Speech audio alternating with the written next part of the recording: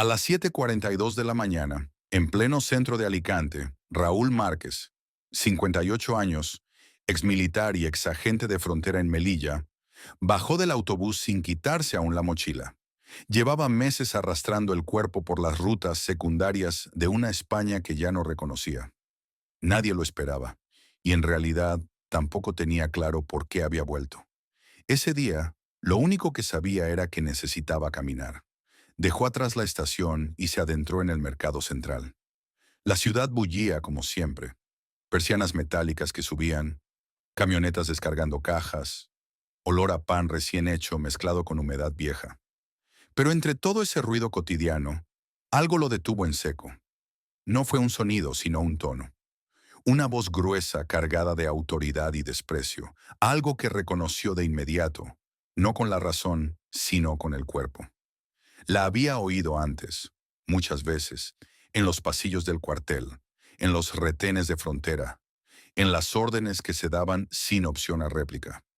Raúl giró la cabeza. Al fondo de una callejuela, frente a una panadería cerrada, un agente de la policía comunitaria sujetaba por la blusa a una niña de no más de 6 años. La levantaba del suelo como si fuera una bolsa. La pequeña no gritaba, no lloraba. Solo miraba al vacío con una mezcla de miedo y resignación que a él se le clavó en el pecho como un cuchillo. Tenía el labio partido y los pies colgando. Nadie intervenía. Nadie decía nada. Durante años, Raúl se había entrenado para actuar en segundos, para proteger a otros, para no permitir abusos, ni siquiera en tierra ajena. Pero esta vez no estaba en la frontera, ni en un conflicto oficial. Estaba en su tierra, entre los suyos. Y aún así, nadie hacía nada. Lo peor no era el abuso. Lo peor era el silencio que lo rodeaba. Sin pensarlo, se adelantó, con el paso firme de quien ya no tiene miedo de lo que viene. Nadie lo detuvo. Nadie lo acompañó. Solo las miradas bajas de los que preferían no ver. En ese momento, hizo algo que muchos consideraron una locura.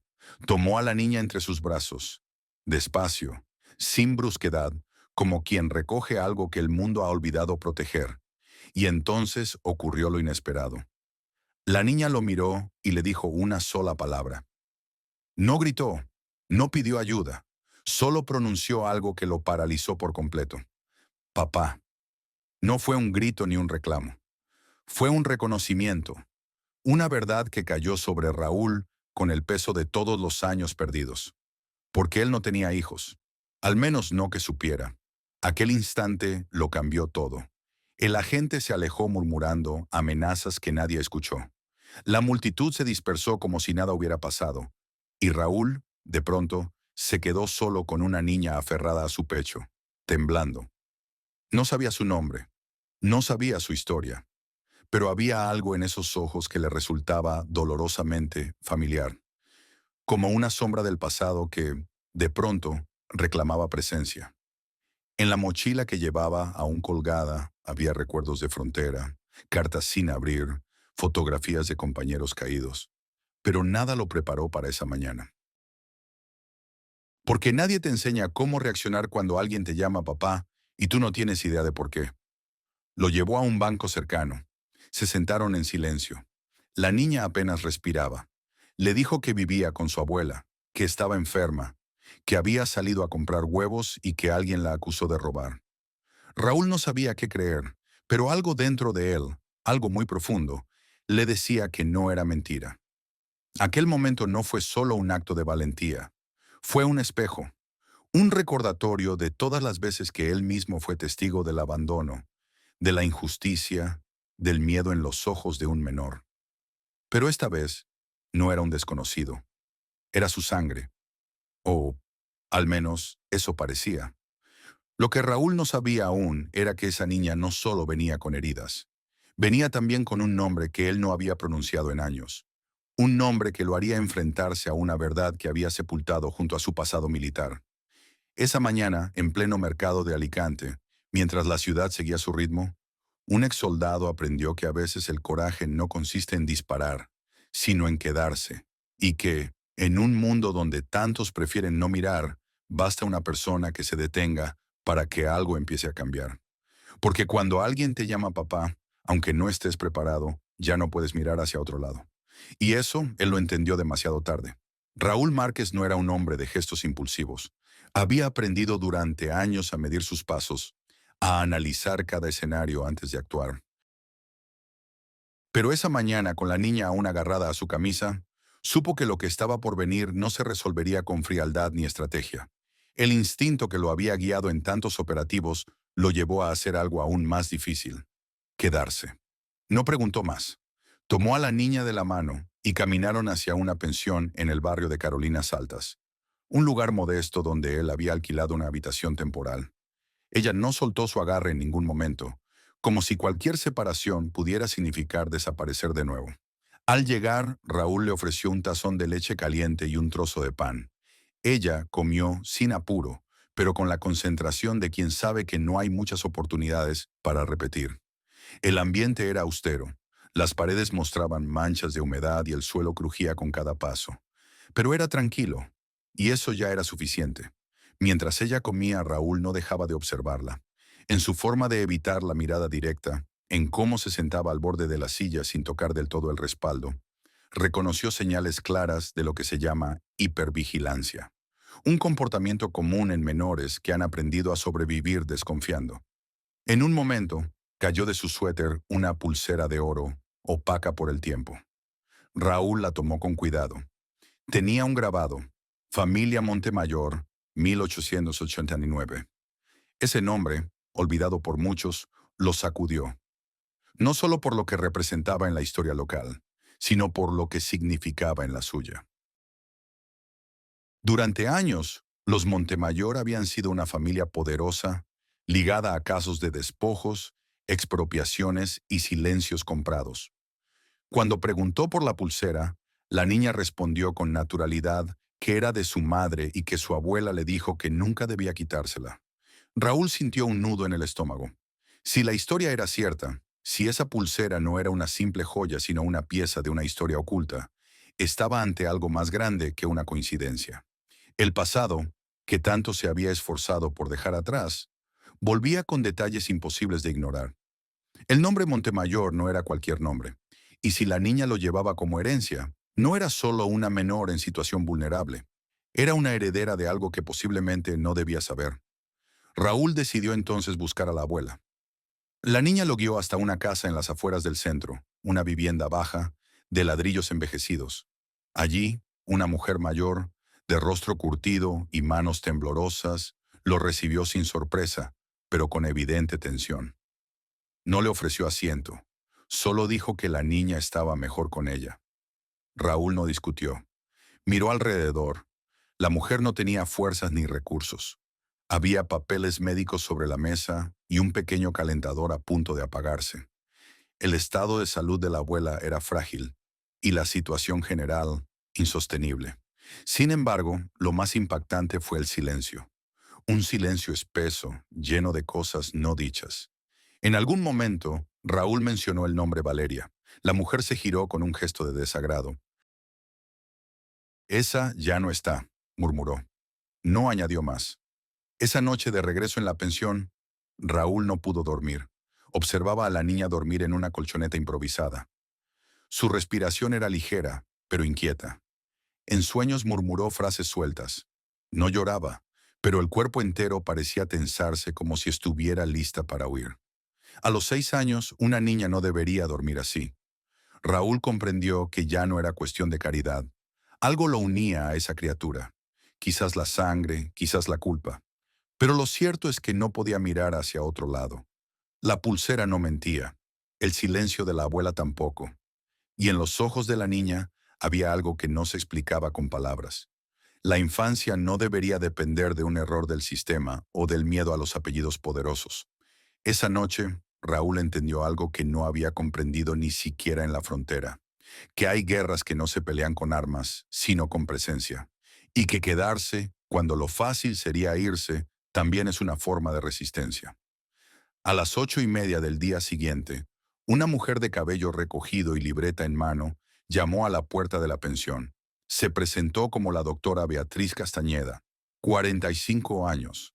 funcionaria del Centro de Bienestar Infantil. Venía, según explicó sin emoción, a verificar la situación de una menor que había sido vista en la vía pública sin supervisión adulta. Raúl la miró en silencio mientras Jimena, sentada en la esquina del cuarto, dejaba caer el lápiz con el que coloreaba. Beatriz inspeccionó el lugar con una mirada entrenada para detectar carencias. No pidió permiso para mirar los espacios. Tomó nota, hizo preguntas rápidas y anotó respuestas antes de escucharlas completas. No hubo violencia en su presencia, pero sí una forma de autoridad fría, como la de alguien que no busca entender, sino cumplir un proceso. Cuando se dirigió a la niña, Jimena contestó con monosílabos. Al pedirle el apellido paterno, murmuró que no lo recordaba. Raúl no intervino. Había aprendido que en ciertos momentos el silencio era más protector que las palabras. Beatriz cerró su libreta y dijo que regresaría pronto. No prometió ayuda ni explicó qué implicaba su visita. Solo mencionó que, sin documentación legal, la menor podría ser trasladada para protección temporal. Luego se marchó, dejando tras de sí una estela de perfume suave y un aire de amenaza que no necesitaba expresarse. Raúl sabía lo que aquello significaba. No eran advertencias. Era el inicio de una intervención. El sistema no necesitaba pruebas para actuar, solo un informe y la voluntad de justificarlo. Había visto eso muchas veces en zonas de conflicto, donde la ley no siempre protegía al más débil, sino al más conveniente. Aquella noche escribió varias veces una carta. Intentó resumir lo que sentía, pero rompió cada hoja antes de terminarla. En la habitación, Jimena se sentó junto a la cama sin pedir nada. Se cubrió con una manta delgada y miró la pared vacía. Raúl le preguntó el nombre de su madre. Ella respondió con voz apagada. Valeria. Al oír ese nombre, Raúl sintió una presión en el pecho que no supo cómo explicar. No era solo el recuerdo de un amor lejano, sino el peso de una decisión no tomada. Valeria no le había escrito nunca más, pero su silencio no era olvido, sino resignación. Días después, al visitar la casa de la abuela nuevamente, encontró a una vecina en la entrada. Se llamaba Trini Morales, 60 años, jubilada del registro civil. Ella le contó que Valeria, en su momento, había sido rechazada por su familia al quedar embarazada, que nunca quiso hablar mal del padre de la niña, que solo se dedicó a sobrevivir. Raúl escuchaba en silencio, sintiendo cómo se derrumbaba poco a poco la versión que él había sostenido durante años, que su ausencia había sido inevitable, que su regreso no tenía ya sentido. Trini también dijo algo más, que la niña era distinta, que cuidaba a su abuela sin que nadie se lo pidiera, que nunca pedía nada para ella misma, y que una vez, cuando le preguntó si tenía padre, respondió que solo tenía a su abuela, y que eso era suficiente. Raúl volvió a casa con esas palabras clavadas en la mente. Esa noche arregló una bisagra rota de la puerta, limpió el rincón de la cocina y organizó la ropa de Jimena sin que nadie se lo pidiera. No por cumplir una obligación, sino porque entendió que quedarse significaba construir desde lo que había, por mínimo que fuera. En medio de la noche, Trini tocó a la puerta. Llevaba un sobreviejo. Dentro había una foto descolorida de Valeria con un bebé en brazos. En el reverso, una nota. Se llama Jimena Márquez. Nació del amor, aunque su padre nunca lo supo. Raúl se quedó sentado con la foto entre las manos, sin emitir sonido. No necesitaba más pruebas. El apellido lo decía todo. Esa madrugada, mientras Jimena dormía en una silla junto a la cama de su abuela, con una toalla vieja como almohada, Raúl entendió que no estaba ante un caso, ni ante una coincidencia. Estaba ante la posibilidad de corregir algo que no se puede comprar ni fabricar: la presencia. Y aunque no sabía aún cómo luchar contra el sistema, tenía algo que antes no tenía: un motivo real para quedarse. A la mañana siguiente, mientras el sol apenas asomaba entre las tejas rotas del barrio antiguo, Raúl dejó la mochila en el suelo del porche y sintió algo que no había sentido en años: incertidumbre real. No por él, sino por ella. Jimena salió corriendo al verlo. Se abrazó a sus piernas con la urgencia de quien teme ser olvidada de nuevo. Pero esa vez no hubo tiempo para preguntas. Un coche gris se detuvo sin hacer ruido frente a la casa. De él bajó Beatriz Castañeda, con un legajo de papeles bajo el brazo y 2 hombres de civil detrás. No hubo violencia, no hubo voces elevadas, y solo formalidad. Beatriz explicó, con su tono habitual, que traía una orden temporal. La menor debía ser trasladada al centro de protección por 48 horas. No era una decisión definitiva, aclaró, solo un procedimiento. Raúl no alzó la voz, solo se colocó frente a Jimena, cubriéndola con el cuerpo como si aún estuviera en un puesto fronterizo. Dijo que no firmaría nada, que nadie tocaría a la niña sin pruebas claras. Beatriz no discutió, solo repitió que el sistema debía actuar. Uno de los hombres se acercó. El otro, con la mano en el bolsillo del abrigo, observaba sin decir palabra. El ambiente se tensó, pero no explotó. Desde el interior de la casa, doña Mariela, vecina del barrio, apareció con las manos aún cubiertas de harina. Dijo con firmeza que, si Raúl era el padre, tenían que respetar sus derechos, que aún existían leyes que protegían incluso a los pobres. Beatriz la miró sin responder. Luego dijo que regresarían con orden judicial en 24 horas si no colaboraban. Se marcharon sin llevarse a la niña, pero dejando la amenaza suspendida en el aire. Raúl se sentó en el escalón, no por agotamiento, sino porque el peso de la impotencia era demasiado. Jimena se sentó a su lado sin hablar. Apretaba entre los dedos el pequeño colgante que llevaba al cuello. Cuando él le preguntó si tenía miedo, ella negó suavemente, pero luego susurró que ya la habían llevado una vez sin preguntar. Esta vez solo quería quedarse. Esa tarde Mariela regresó con una bolsa de tela en brazos. Dijo que tenían que ver a alguien. Un hombre que conocía a los Montemayor desde dentro. Se llamaba Álvaro Torres. Raúl no hizo preguntas. Solo asintió. En el camino Jimena se durmió sobre su regazo. El coche, viejo y ruidoso, avanzaba entre baches como si cargara algo más que pasajeros. La casa de Álvaro era simple, junto a una botica en desuso. Cuando abrió la puerta, no dijo su nombre. Solo hizo un gesto para que pasaran. Raúl colocó la pulsera sobre la mesa. Álvaro la observó en silencio. Luego dijo que ya la había visto antes. En una foto antigua, parte de un expediente vinculado a una apropiación ilegal de tierras. Si era auténtica, representaba más que una joya. Era un testimonio enterrado. Raúl no reaccionó de inmediato, pero por dentro todo se movía. Álvaro explicó que los Montemayor habían usado documentos falsos para despojar a familias en la zona hace más de 4 décadas. Una de esas familias, dijo, era la de una mujer llamada Valeria Torres González. La misma Valeria que él había amado sin entender cuánto. Los documentos eran pocos, pero contundentes. Álvaro sacó una copia del acta de nacimiento de Jimena. El espacio del padre estaba en blanco. La madre, registrada como Valeria. Había también imágenes de ultrasonido, una solicitud médica y una cinta de cassette con una etiqueta desdibujada. Para mi hija, decía. Raúl no pidió más explicaciones. Álvaro colocó la cinta en una grabadora vieja. Una voz femenina, entrecortada por la mala calidad, comenzó a hablar. Decía que ese brazalete no era robado, sino herencia, que su hija no debía olvidar de dónde venía, que el padre nunca supo, no por desinterés, sino porque ella no quiso cargarlo con una decisión tan grande. Raúl cerró los ojos.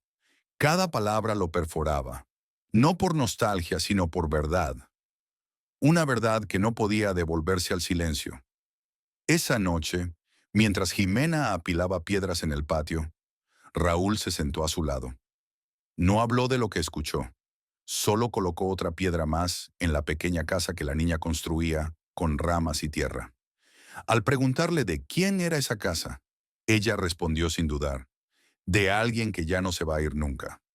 Raúl comprendió entonces que estaba ante algo más profundo que la paternidad. Estaba frente a una responsabilidad histórica. No solo de criar, sino de proteger una memoria que otros querían borrar. Esa noche, bajo la llovizna suave, supo que no se iría, aunque la ley se le viniera encima, aunque nadie más creyera, porque cuando una niña te elige, uno ya no tiene derecho a huir. Al día siguiente, la lluvia amaneció suspendida como una promesa de tregua. Pero en el interior de Raúl no había calma, había urgencia. A las 10 en punto, cruzó las puertas del juzgado local con la carpeta bajo el brazo la camisa abotonada hasta el cuello y los hombros rectos. No era un hombre elegante, pero se notaba que no venía a pedir favores. Venía a pelear por algo que ya no podía perder. La audiencia se llevó a cabo en una sala pequeña, de techo bajo y bancos astillados. El juez Martín Delgado, 62 años, con voz lenta y tono neutro, abrió la sesión revisando los documentos que Beatriz Castañeda había entregado. Según el informe, Raúl Márquez retenía ilegalmente a una menor sin vínculo legal reconocido. El entorno de cuidado, según la inspectora, era precario y potencialmente inadecuado para el desarrollo integral de la niña. Raúl no dijo nada mientras ella hablaba. Beatriz sostenía el legajo con la misma calma con la que alguien enumera productos en una lista. Cuando el juez le dio la palabra, Raúl solo dijo una frase: Jimena Márquez es mi hija. Lo dijo sin temblor, pero sin dramatismo, como quien entrega una verdad que ha madurado en silencio. Hubo un silencio corto. Beatriz pidió que se hiciera constar que no existía prueba legal de filiación y que, a pesar de la declaración del señor Márquez, la protección del menor exigía medidas temporales. El juez asintió sin mostrar expresión. Raúl no replicó, pero justo antes de que la decisión fuera dictada, se abrió la puerta del fondo. Doña Mariela, con el aliento entrecortado, entró cargando una carpeta de plástico. La dejó sobre la mesa del juez con manos temblorosas. Dentro estaban los resultados de la prueba de ADN, certificados por el Instituto de Medicina Legal de la Comunidad Valenciana. Confirmaban que Raúl Márquez era el padre biológico de Jimena. El juez revisó las hojas en silencio. Luego miró a Beatriz. Ella asintió sin emoción.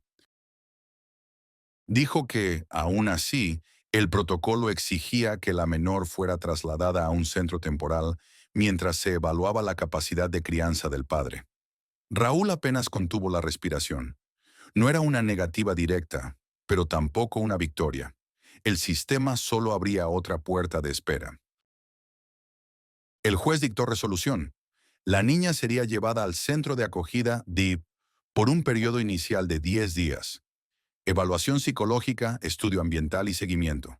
Después, se vería. La palabra final no era custodia, era trámite. Raúl no protestó.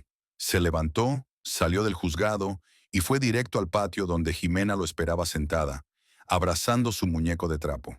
Al verla, se le atragantó el aire. Ella no lloró. Solo dijo que ya se tenía que ir. Raúl asintió. Ella preguntó algo que él nunca olvidaría. «Si me desaparezco, ¿me vas a buscar?» Él no respondió con palabras. Solo la abrazó tan fuerte como si pudiera grabar en su piel la promesa que no sabía cómo cumplir. Horas después, una furgoneta institucional se llevó a Jimena. Solo se giró una vez sin soltar la mirada de su padre. En su mano llevaba la última grulla de papel que había doblado. La había hecho la noche anterior, en silencio, mientras él dormía en una silla. La entregó a Mariela y dijo que esa sí sabía volar, pero solo si nadie la miraba. Raúl quedó solo. Álvaro llegó poco después. Traía los documentos que Raúl ya no tuvo tiempo de presentar. El rostro le ardía de impotencia. No era rabia lo que sentía, sino una sensación más dura. Saber que tenía razón, pero que aún así lo apartaban.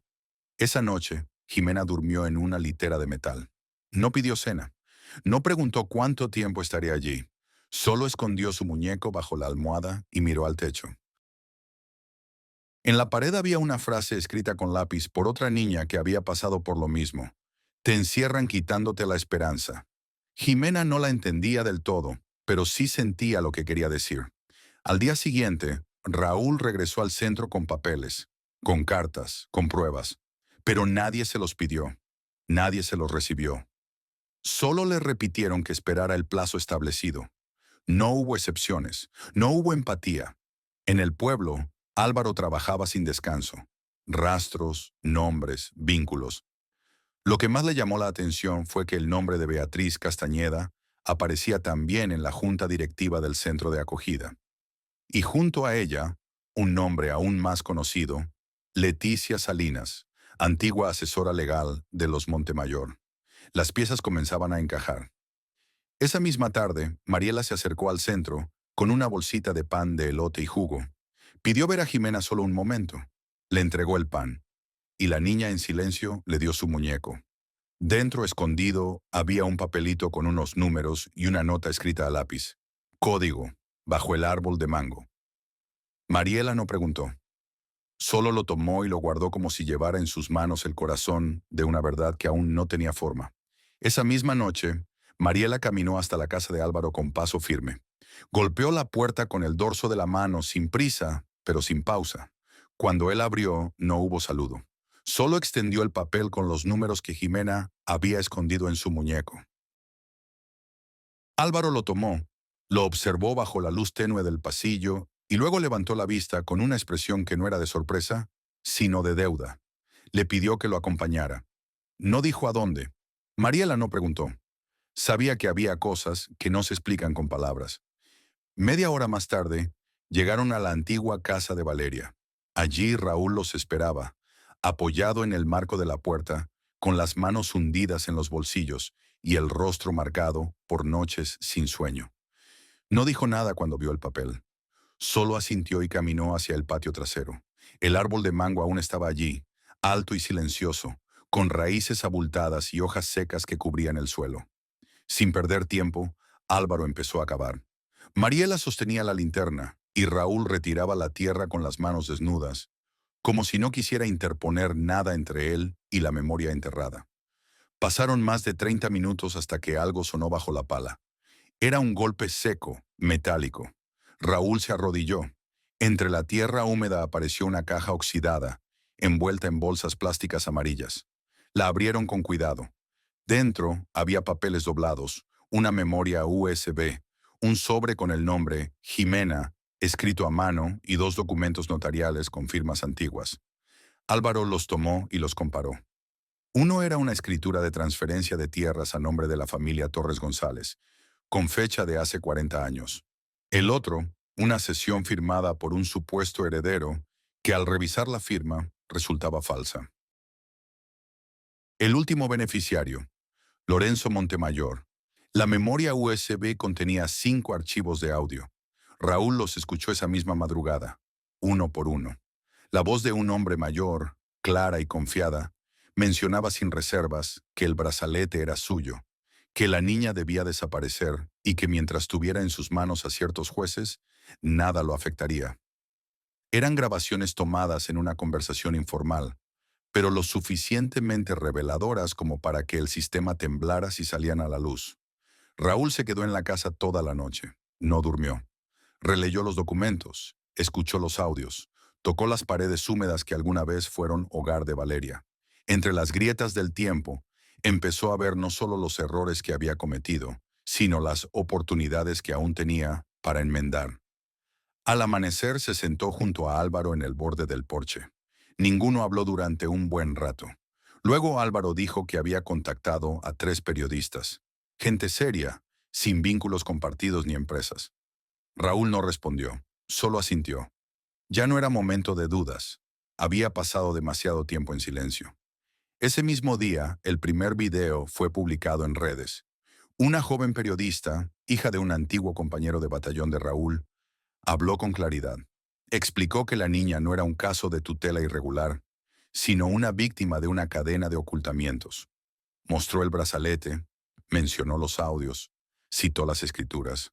No pidió compasión, pidió justicia. El video se compartió miles de veces en menos de 24 horas. Gente de toda la provincia empezó a comentar, a compartir sus propias historias, a señalar a los Montemayor como símbolo de una impunidad que llevaba décadas enraizada. El nombre de Jimena comenzó a circular como sinónimo de algo más grande. Los niños invisibles a los que el sistema falla mientras se protege a los poderosos. Raúl recibió el enlace del video cuando estaba reparando la puerta trasera del gallinero en casa de Mariela. Álvaro se lo mostró desde el móvil. Al ver la imagen de la joven contando la historia de su hija, no sintió orgullo. Sintió una responsabilidad más profunda. No podía fallar ahora. La batalla ya no era solo por ella. Era por todos los que nunca pudieron defenderse. Al día siguiente, varias organizaciones civiles se ofrecieron a apoyar legalmente. Un grupo de abogados de derechos humanos anunció su intención de presentar una medida cautelar para impedir que Jimena siguiera retenida en el centro. La presión crecía, pero el reloj seguía corriendo. Mientras tanto, en el despacho de Beatriz Castañeda, la tensión se palpaba en el aire. Un funcionario interno le informó que el expediente de Jimena había sido incluido en una auditoría. Ella no dijo nada. Cerró su ordenador, guardó su móvil en el bolso y miró por la ventana. Sabía lo que significaba. No era miedo. Era algo peor. La certeza de que el castillo de papeles estaba a punto de venirse abajo. Esa noche, Raúl volvió a la habitación donde había guardado todo. La carta de Valeria, la foto con Jimena de bebé, la pulsera. Sacó un cuaderno y escribió una sola frase en la primera página. Ahora sí voy a quedarme. Luego cerró el cuaderno, apagó la luz y se quedó mirando al techo. Sabía que lo difícil aún no había empezado, pero por primera vez tenía en sus manos algo más fuerte que la indignación, pruebas, y un propósito que ya no le permitiría rendirse. El juzgado local abrió sus puertas media hora antes de lo habitual. No fue por protocolo, sino por presión. La jueza asignada al nuevo recurso, Clara Mendizábal, 53 años, de mirada sobria y voz sin adornos, había solicitado que la audiencia se realizara de forma abierta. Afuera, sin pancartas ni consignas, vecinos del barrio, voluntarios y algunas caras desconocidas esperaban en silencio. No venían a protestar, sino a presenciar algo que, por primera vez en años, sentían que les pertenecía. Jimena llegó acompañada por dos trabajadoras sociales. Vestía la misma camiseta blanca de algodón con la que había sido llevada al centro, y llevaba su oso de peluche apretado contra el pecho. Caminaba en línea recta, sin mirar a nadie. En su rostro no había rabia, solo una calma contenida.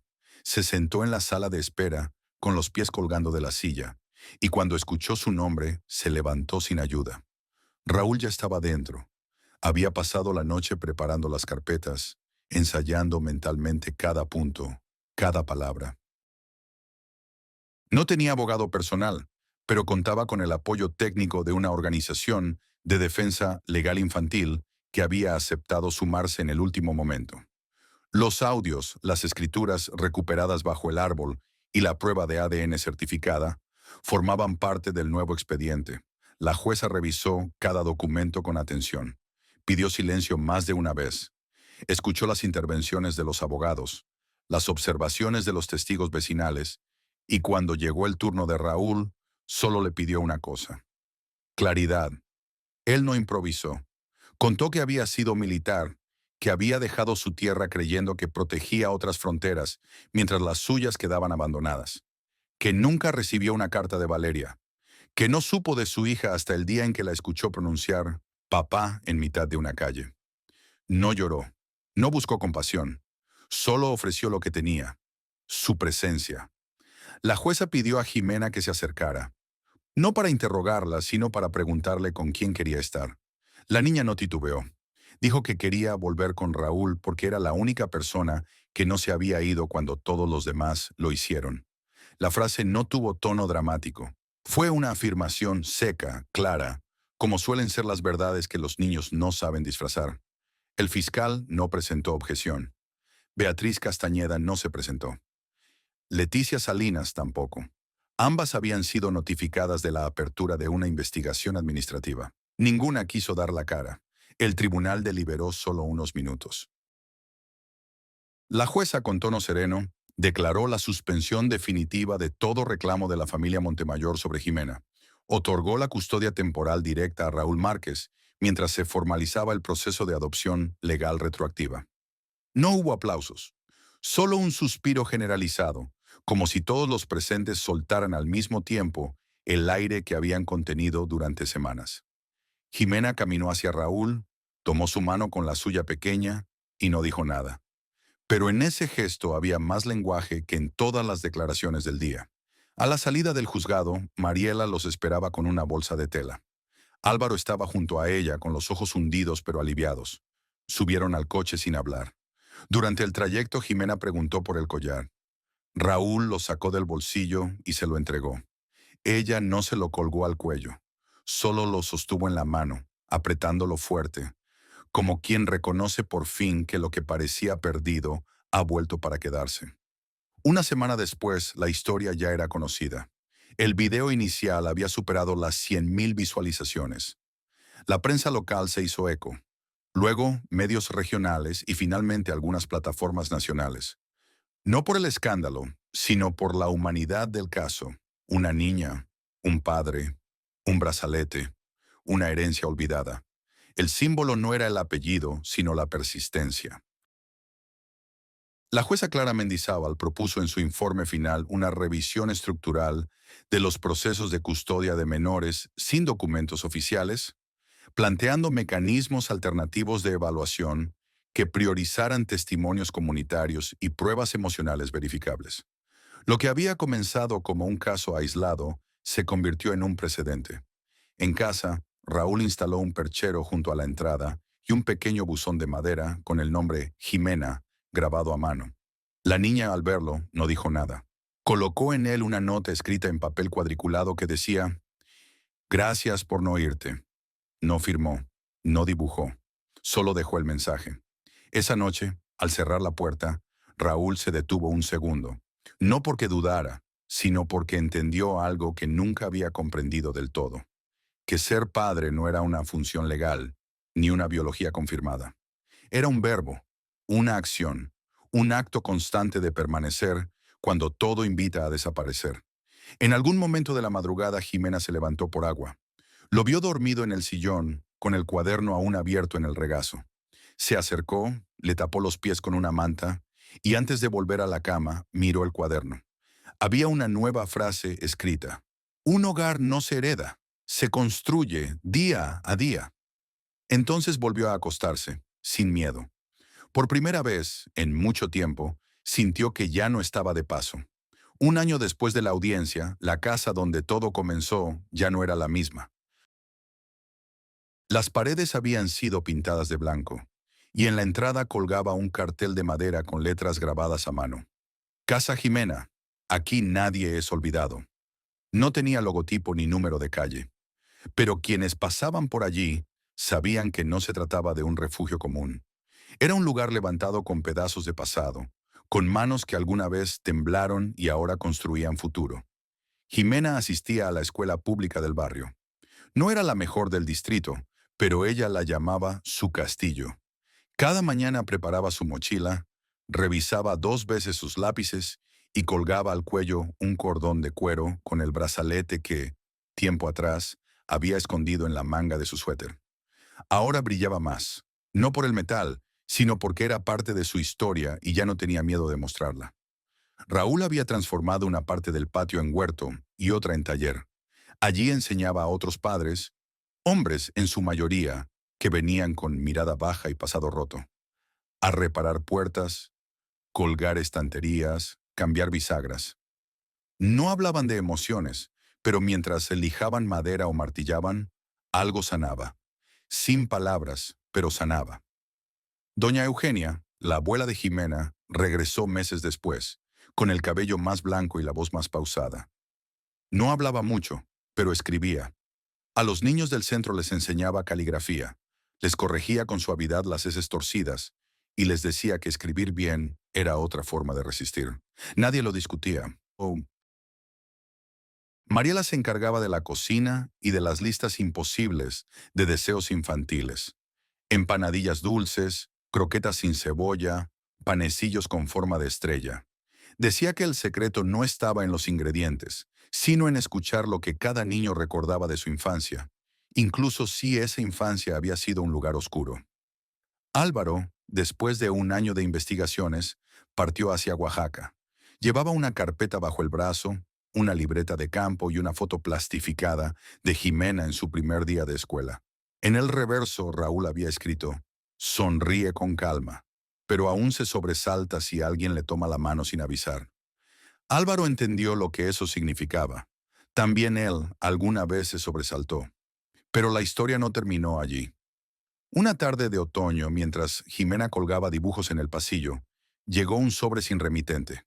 Dentro había un collar idéntico al suyo, con una campanita de bronce y una nota escrita con caligrafía infantil.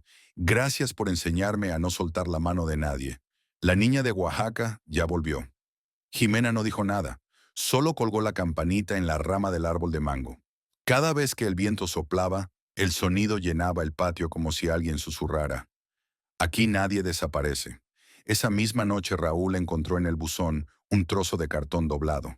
No tenía dirección ni nombre, solo una frase escrita con bolígrafo azul. No fuiste tú quien volvió. Fue el mundo el que se detuvo a esperarte. Se quedó de pie, leyéndola una y otra vez, como si cada palabra pesara el doble. Luego entró a casa, preparó 2 tazas de leche tibia, una para él y otra para ella. La dejó en la mesita y la observó dormir. Jimena estaba enredada en una manta, con un libro entre las manos y el brazo apoyado en el oso de peluche deshilachado. Tenía el ceño relajado. No murmuraba palabras en sueños. No se movía como antes. Dormía como quien ya no teme ser despertado por la pérdida. Raúl volvió a su silla, abrió su cuaderno y escribió en la última página. Esta casa no fue construida con planos ni ladrillos. Fue tejida con silencios rotos, con manos sucias de tierra y con miradas que, por fin, aprendieron a sostenerse. Luego cerró el cuaderno, lo guardó en un cajón sin llave y apagó la luz. A la mañana siguiente, una mariposa azul cruzó el patio, se posó en la campanita de Jimena y permaneció quieta durante varios segundos. Raúl la vio desde la ventana. No era tiempo de mariposas, pero ahí estaba. A veces los milagros no hacen ruido, solo suenan como una campanita bajo un árbol. Si tú también escuchaste esta historia o conoces a alguien que vivió algo parecido, cuéntalo en los comentarios. Hay historias que solo se completan cuando se comparten. Y si esta te tocó el corazón, no olvides suscribirte, porque nunca sabes cuándo la próxima historia también será la tuya. This is an artistic and fictional creation intended for both entertainment and educational purposes. Any resemblance to actual people or events is purely coincidental. Some scenes and dialogues in the video are part of a dramatized performance and incorporate elements of grotesque, satire, and exaggeration. The creator stands against discrimination, violence, and hatred. This channel fully complies with YouTube's policies and does not infringe upon copyright laws.